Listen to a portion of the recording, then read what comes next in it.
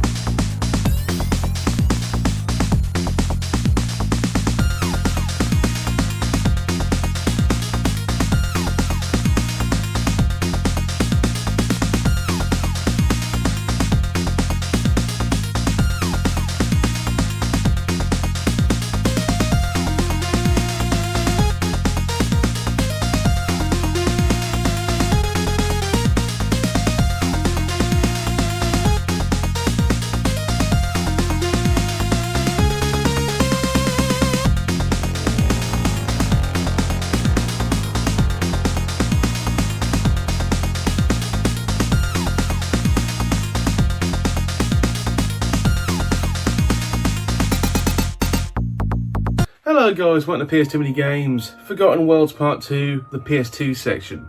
As stated before, and I'm still using 2 camera setup by the way, simply put, this is one of the most expensive episodes this channel's ever seen. Maybe it may in fact be the most expensive episode. I'm not like boasting on how much I spent, but the fact of the matter is, yeah, this is like a month and a half budget in this one episode, so it just tells you and shows you that it's getting harder to find games that are reasonably priced. So I would say a good half the games that we still need to find are reasonably expensive. But there's still quite a few shovelware games that we still need to find. How can I put that way? There's still some shovelware that is hard to obtain, and we will find it all in the future. But first thing we need to do is actually update that board. With the 11 games today and the 3 games we got from all CXs, we're now sitting at 1895.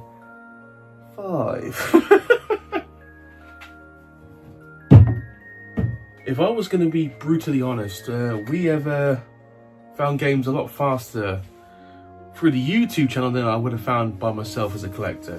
And that's mainly down to the help I've gotten from many subscribers and fans of the channel, and I appreciate you all. I would say over 100 games, or maybe, no, scratch that, 200 games plus I have found through people offering games. I've bought games from people. Generally speaking, the vast majority of this collection has come thanks to people watching the channel, and I appreciate those who have made a difference. I really do. And hopefully we'll continue to make a difference, because the future's going to get a lot harder. It's going to get incredibly harder, trust me. But for today, as I stated, 11 games bought from Forgotten Worlds. As you might have seen the footage earlier, the footage I kept for this one, there was the really expensive games, obviously Kuon, and obviously other games there too. I could have just bought the one game, and that could have been it. Like, I could have just bought Kuon, but the time and place will be decided for that in the future.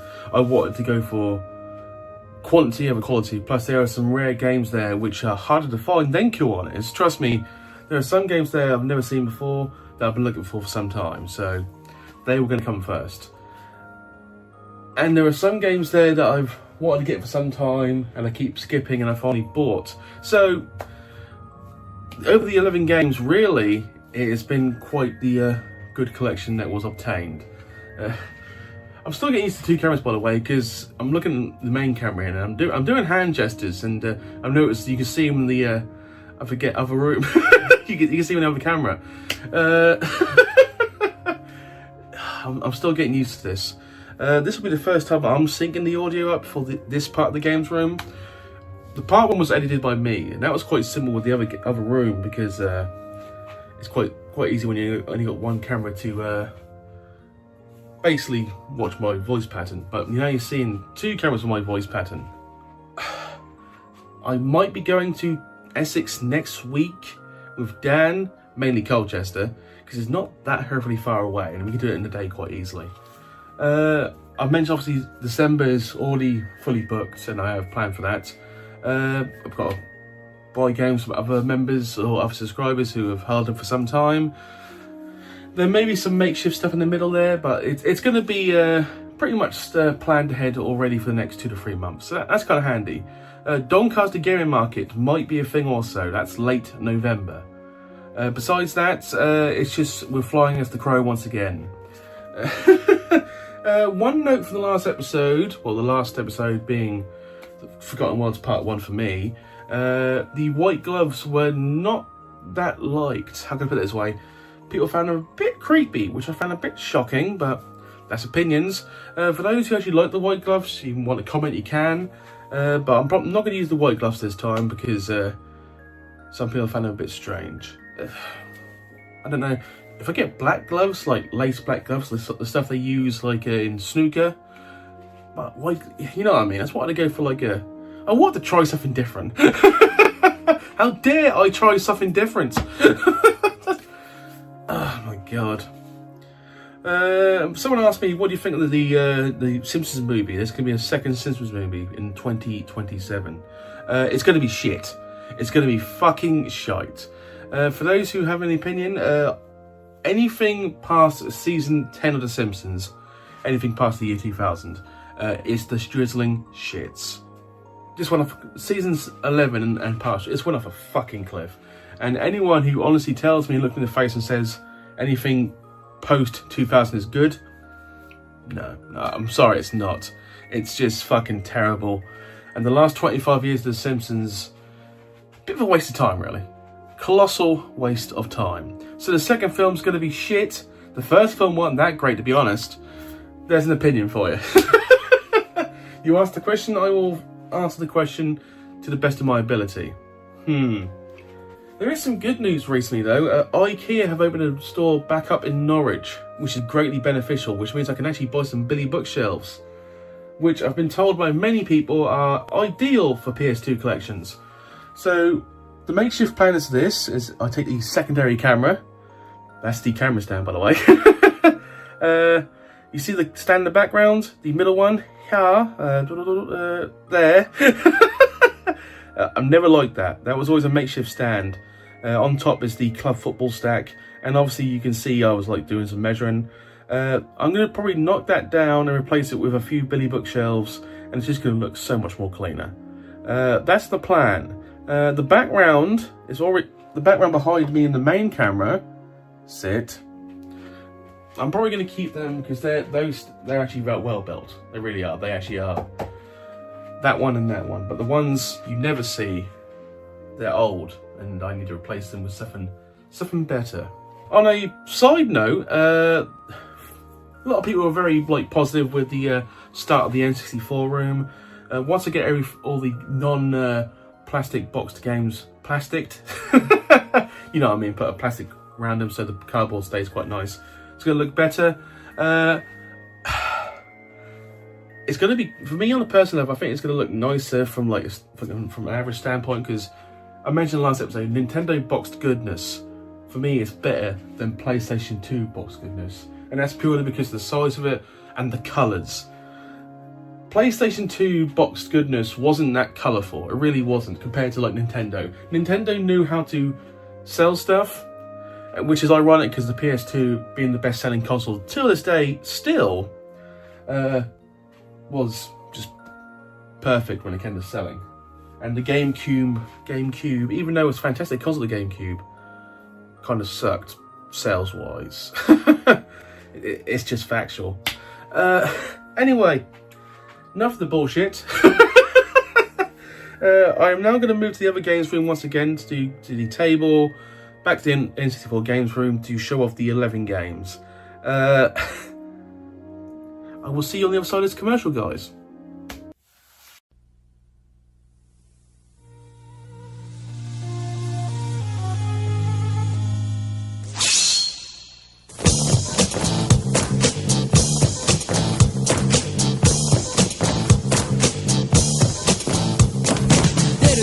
ゼルダの伝説、デルデルデルデルついに出るゴージャ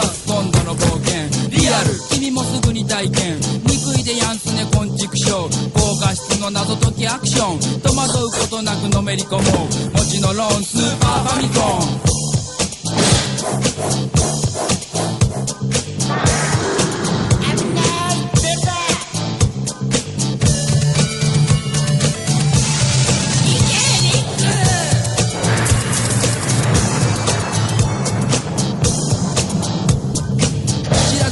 真剣勝負今宵もゼルダは最高潮スーパーファミコンゼルダの伝説ついに出る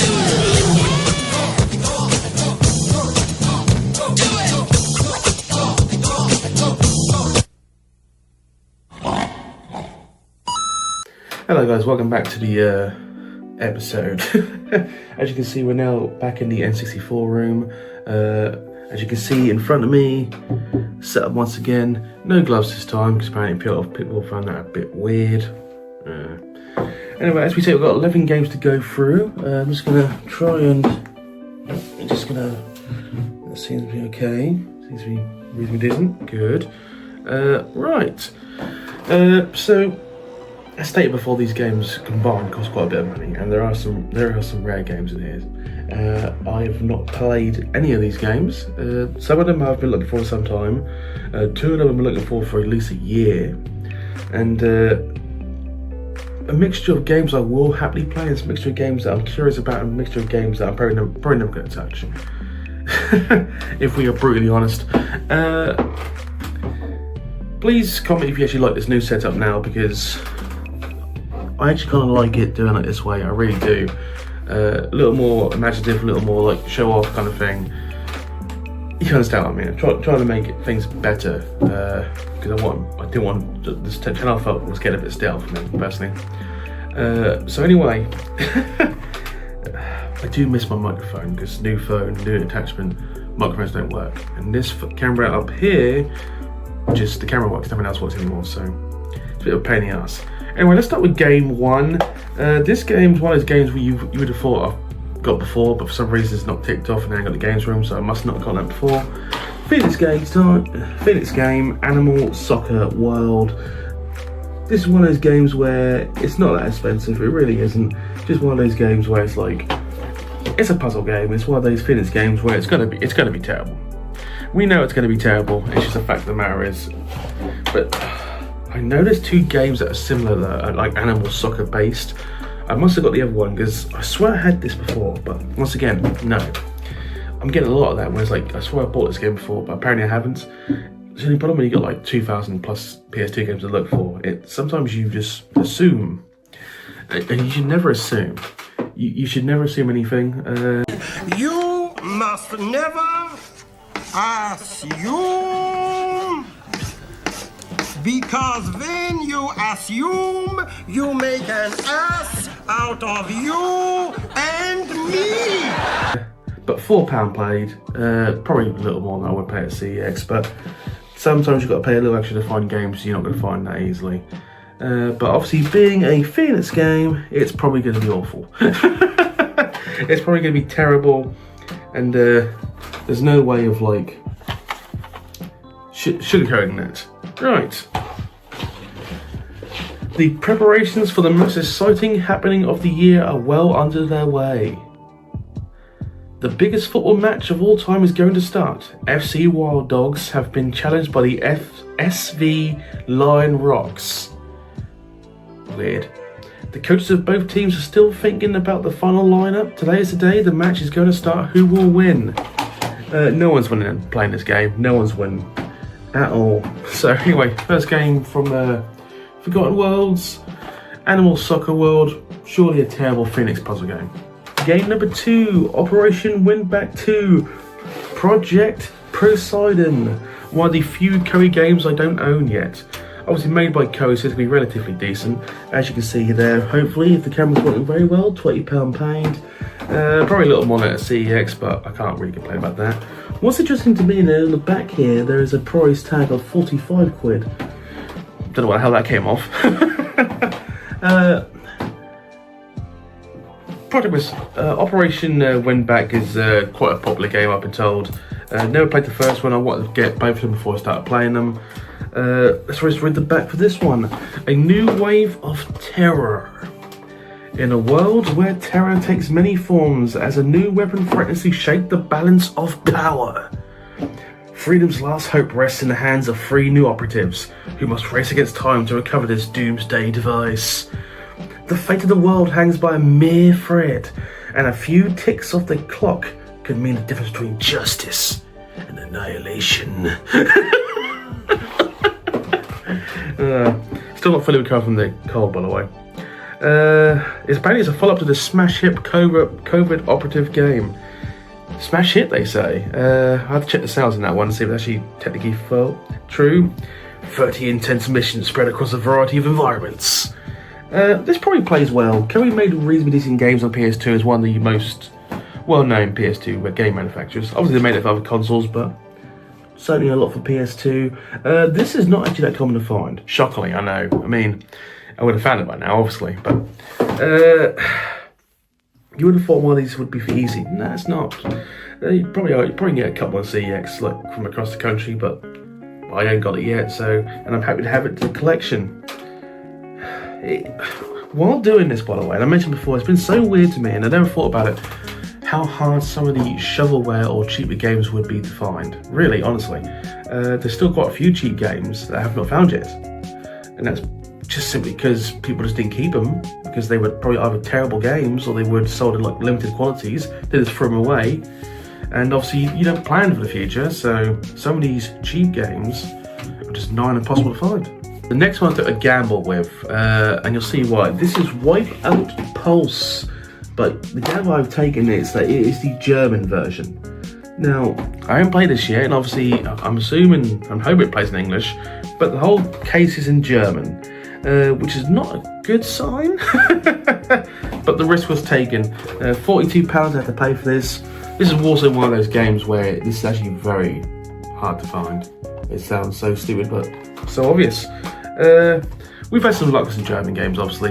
A long time ago, when one of the CXs in the Midlands gave us Secret Agent Clank for free because it was the German version, but that played in English. So we've had some luck. We've had some bad luck with German games, but we've got quite a few German imports for the collection now. It's PAL, so it counts. The general rule of thumb for the collection is simple. I don't care which country it comes from, as long as it plays in English. But I would prefer the British version. So some of the rare stuff, if it was the German version that plays in English, it'll get a pass. But if it comes from CEX and it's the German version, or the French version, like Asterix was about a month ago, no, that's just them trying to get rid of foreign copies they should not take in. I know they can take them in and it's on their website, but it still feels weird. Oh god, I hope the sound is not bad in this room, because I'm getting some echo, but this phone apparently, and I think it will, like drowns out echoes, so I hope it does. It costs a lot of money for over a 2-year contract, so I hope it does a good job. It really does. I really hope it does.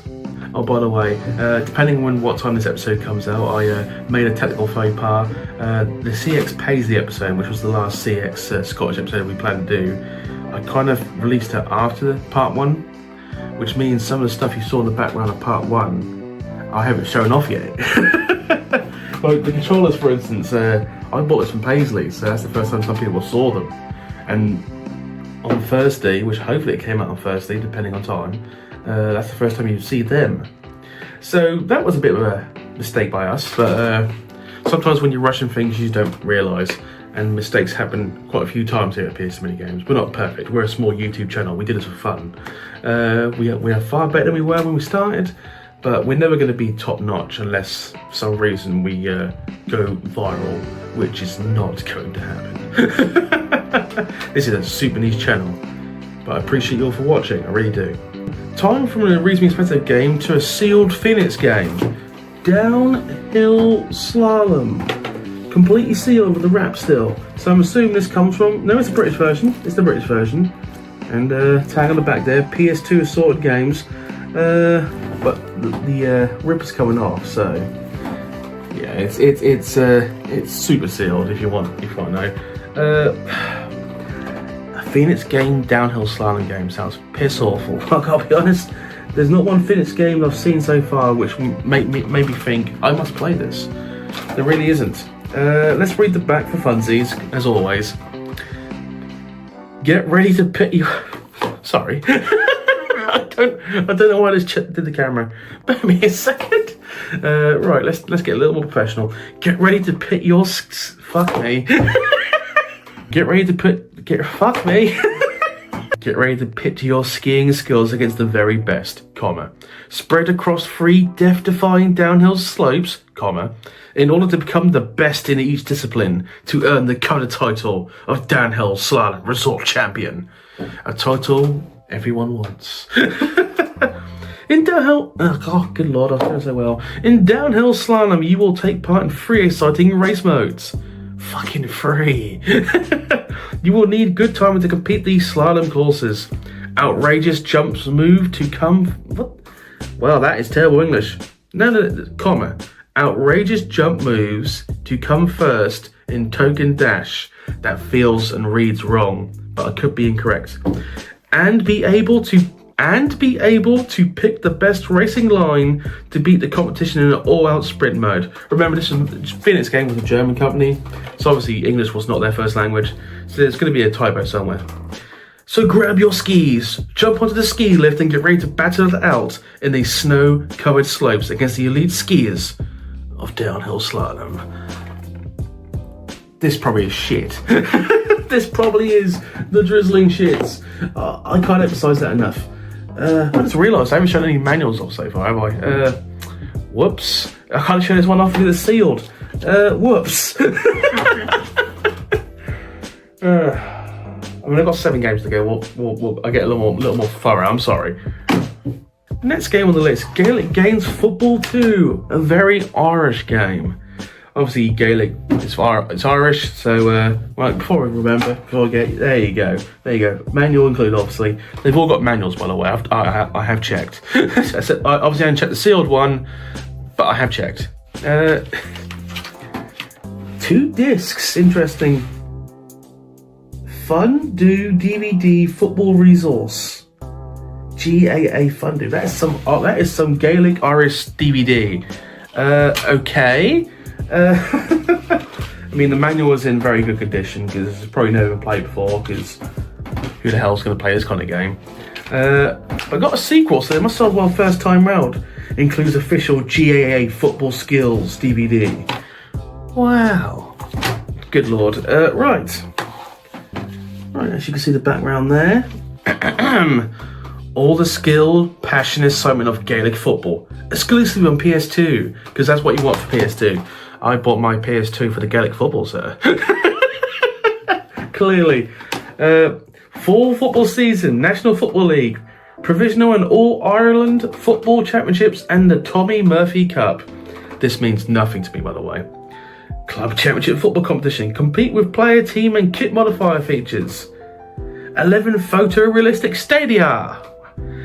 Yeah, with great respect, they've gone for it, and I appreciate it. But apart from Ireland, not many people give a flying fuck about Gaelic football. And that might upset some Irish people who watch this channel, but it's true. It's true. You can't escape the truth. Trust me, I get people trying to tell me the truth, and I was like, okay, whatever. It's like, internet trolls make me laugh. Every time someone tries to troll me, they make me laugh so hard. It's like, good try. You're trying to troll a very, very small YouTube channel. Haven't you got anything better to do with your life? This is a hobby, by the way. I do this for fun. So at least when I'm doing this, I'm enjoying it. Are the trolls really enjoying insulting young YouTube channels? I'm not young, obviously, but you know what I mean. Fucking humanity, eh? Anyway, Gaelic football. Clearly happy to have it part of the collection. Next game, a game that was actually shockingly hard to find. Billy the Wizard Rocket Broomstick Racing. First of all, the artwork's a bit creepy. Secondly, I noticed the back. It was made with Havoc Engine. No, Havoc Engine, I think, was the engine that a lot of the Sonic the Hedgehog games were made in the 2000s. So that's a relatively decent engine from memory. That could be a horrific statement. I hope that's not the engine they used to make 2006. That's all I'm saying. Yeah, so let's just open the case, and so there you go. I hate when they write numbers on this, but you can't really stop that. For those who are wondering, the discs are all in very good condition. They all are. I've just checked them, so there's no point wasting time. This isn't like a CX roulette. It's just I've checked things. You have to. The manual, by the way, is so pathetic. It is literally 5 pages long if you include the back page. That is the smallest manual I have ever seen in a PS2 game. That's some president right there. That's president right there. Congratulations, you put the least effort in. By the way, the first page is just telling you how to turn a PS2 on. I'm not even joking, as you can see there, it's just like PS2. This manual, here we go. It is literally 2 pages of controls, main menu, and game modes. That is all the information you are given in this manual. And it's in black and white. So whoever made this game were a bunch of cheap motherfuckers. I have no knowledge of this game, let's just read it. Here we go. Billy the Wizard. Test your speed and agility with the choice of 8. Count them, 8 unique characters to choose from. Hours of fun, that's a boat and a half. Hours of fun racing through the skies in the challenging Broomstick Grand Prix. We're up to 4. Simultaneous chasing. Oh, sorry. Bad read. We're up to 4 players simultaneously chasing in the insanely addictive, orb-dominating Wizard Grand Prix and Hoop Chase. That's a hell of a mouthful, I've got to be honest. Save the Wizard Castle by defeating the evil dragons. Capture the runaway spellbooks and discover hidden rocket broomsticks. Endless options to race, chase, shoot, and explore. Enjoy over 30 fucking levels and 6 unique game modes for hours of magical fun. You know, the back actually reads not badly, and they put some effort in the back. If only they put some effort in the manual, you never know. £15 paid, that's about £12 too much in my opinion. This probably could be a very good game. Never played it. Had to try it obviously, but Billy the Wizard Rocket Broomstick Racing, one of the most obscure games ever found for the channel. For a good reason. There's 5 games left, and these 5 games are a mixture of expensive and really obscure. So we're now getting to the nittiest, grittiest of things. First of all, a game which I had the chance to pick up a year and a half ago, but hasn't really got up that much in price. Ribbit King! Ribbit King! Look, it's so colourful.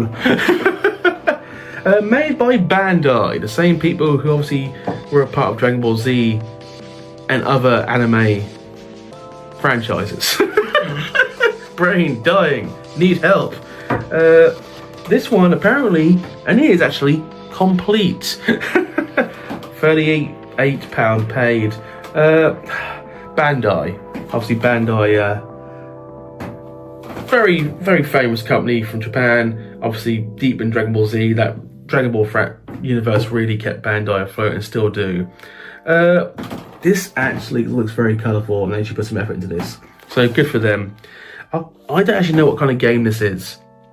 Like most of them, I ain't got a clue, but I'm going to read the back. Play as Scooter to become the Froth Champion. That's literally what it says. And win the coveted Super Ribbonite. The future of the planet depends on you. Now, Ribbonite makes me think of the film Avatar. The most overrated film of all time, Avatar. What was it? The metal in that was it unobtainium. What a generic name for a fucking metal. I mean, just you must just call it that'll be handium. Inedium. You can just put anything on there. It's like the same with this. Ribbit Night. Oh wow, inspirational thought on that one, guys. You really tried hard. Some people are just fucking lazy. Anyway, that's all the story, by the way. Story and versus modes. Lots of wacky characters and their froggy friends to choose from. So this actually does not tell me what kind of game it is. So, black and white disc, by the way. Fucking cheapskates. But I will say, unlike the last game, the manual is fucking thick. Look at this. That is a manual. That is good. Obviously, this counts for all the language, I'm guessing, but here we go. Table of context. Jesus, the font is interesting. We'll go with that one. Jesus, so just 14 pages, but there's 6 different languages in there, so it's the same 14 pages. I'm trying to work out what kind of fucking game this is. I really am, because it doesn't specify.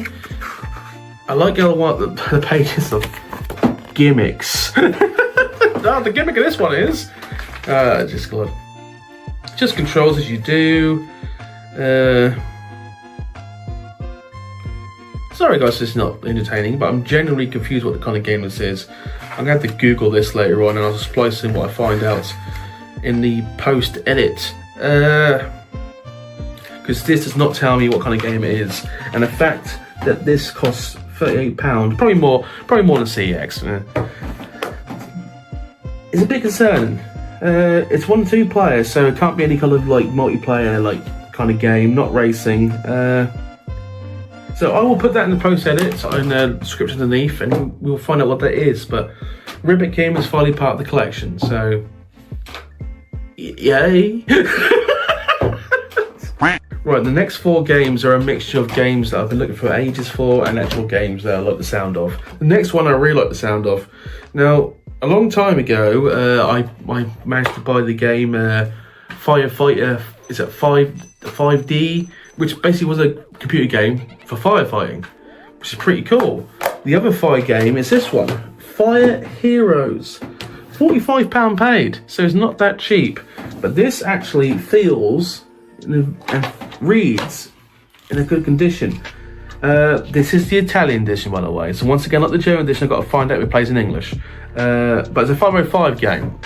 And if anyone who knows their memories, 505 games, a lot of them come from Italy. And a lot of them, that's just the version. But I like the colours so far.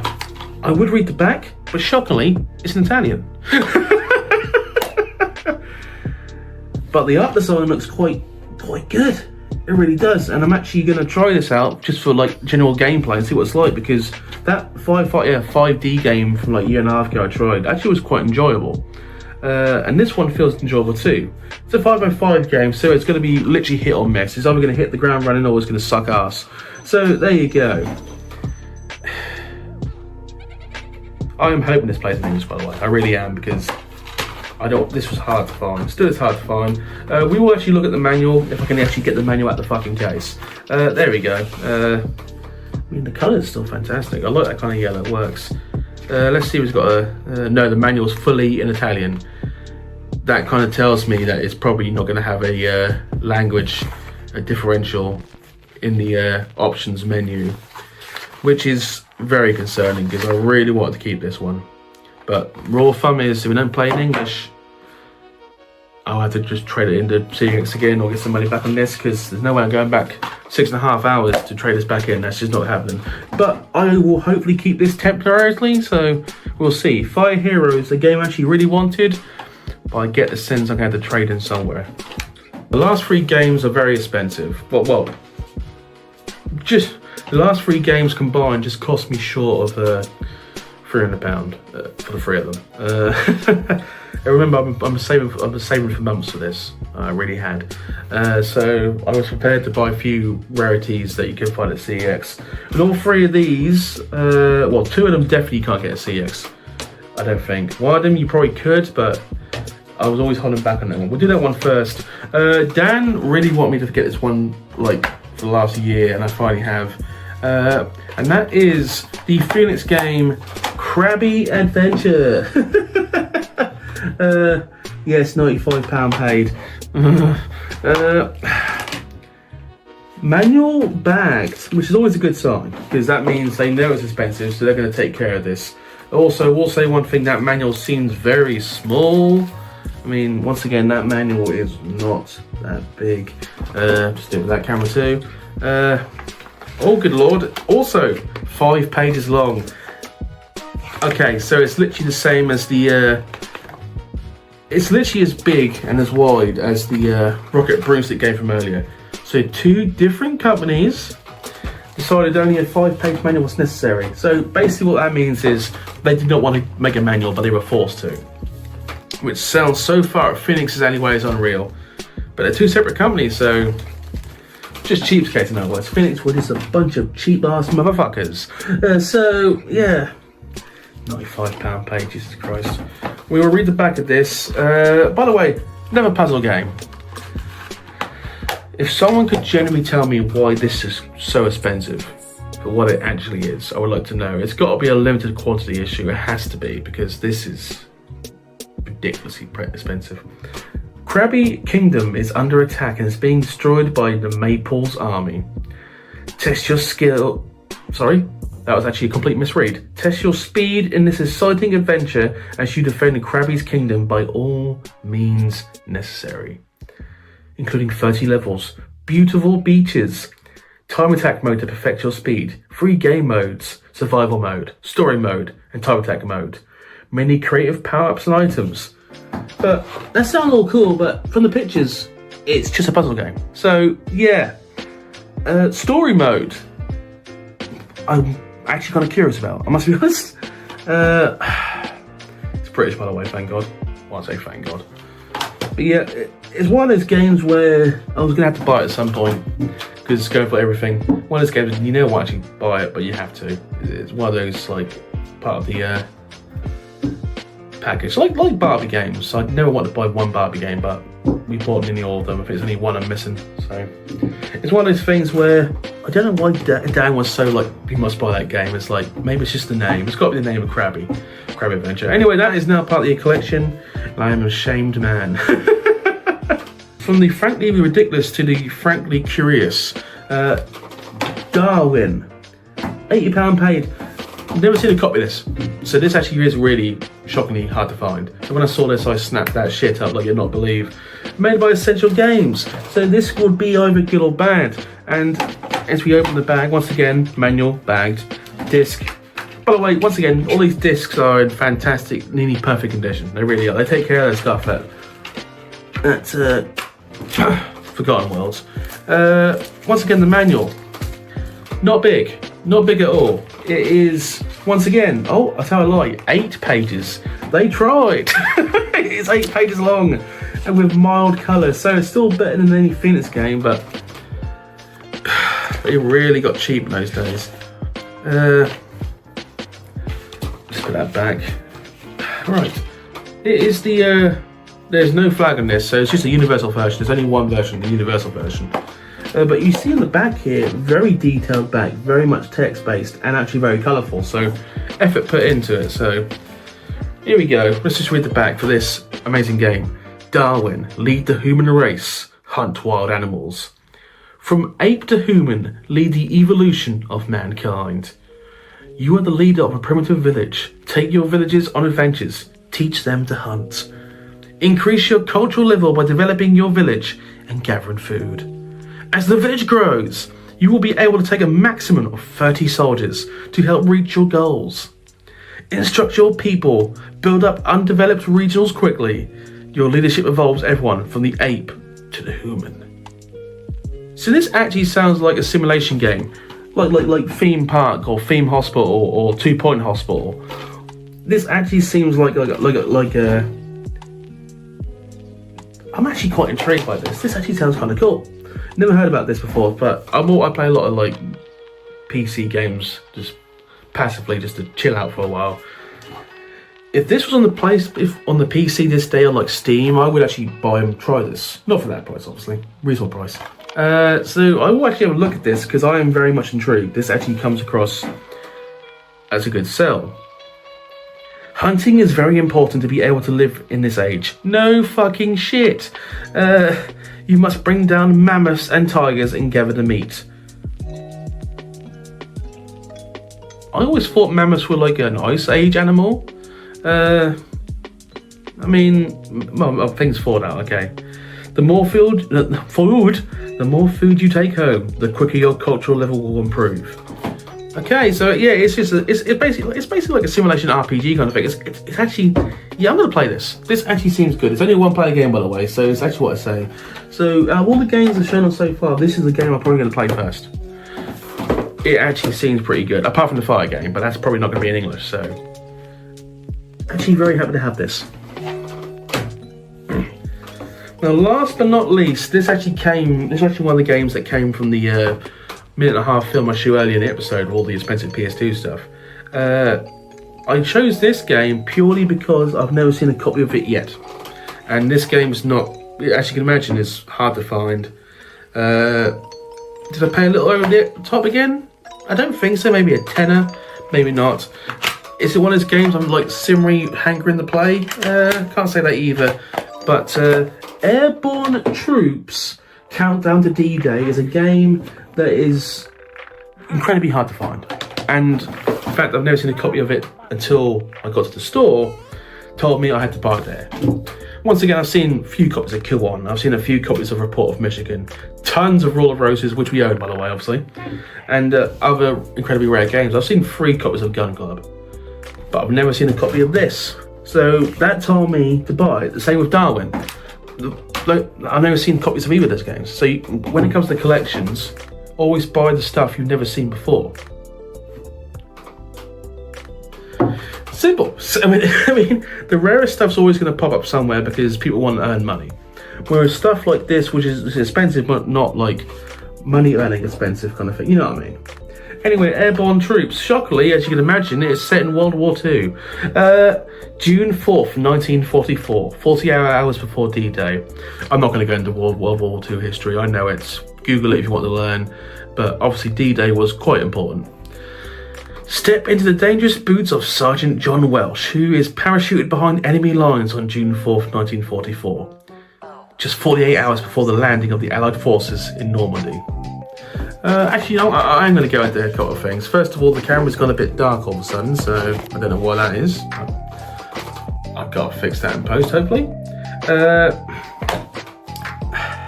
So, ironically, right there, and I apologise for this, the other camera kind of ran out of battery. I forgot to charge it last night. It was a mistake. I thought it could last like the hour recording. Apparently not. But it's so close to the end of this episode, we're just going to finish with this camera. So, sorry for the lack of audio quality drop. But as I was stating with the last game, D-Day landing, the Germans naturally assumed that we were going to land at Calais because it was the closest, and we set communications to stay in like such. But obviously, we outsmarted them, and we dropped vast majority of our troops at Normandy, a little further out, and obviously tactical warfare in World War II. Obviously, I'm not a big fan of war. No one's a fan of war. War's awful in every aspect. But World War II is probably the most, like, tactically wise, like, you know more about World War II historical wars than we know about nearly all other wars, because it's only 90 years ago, and it is literally the biggest war in human history. So there's gonna be more information about that than anything else. So that's stuff. Anyway, back to the game. 7 missions that accurately depict the last 48 hours of D-Day. So there's like 7 missions in this game. It seems like a lot. Doesn't seem like much. Authentic weapons and equipment used during World War II. I fucking hope so. Thrilling action and stealth packed into one game. You know, they're not selling this to me, I've got to be honest. I will play this because I'm all about World War II. Will the graphics hold up? Probably not. If it's like proper stealth stuff, also I'll be all in for that kind of thing. So, it is true that like World War, like tanks and like guns on each side. Everyone knows. Everyone's played like Call of Duty. People, you know the German guns, the American guns, British guns, and all that stuff. And obviously, like the German tanks. If it went another 6 months and the Germans released, like, got a lot of King Tiger tanks, the ones they were developing, that might have changed the war a little bit, because the King Tiger tank, to this day, they say to this day that tank would be quite effective in battle. But obviously it was near the end of the war, they couldn't make him fast enough, and we got to Germany just in the nick of time, because things could have changed fast. So it's just a fact.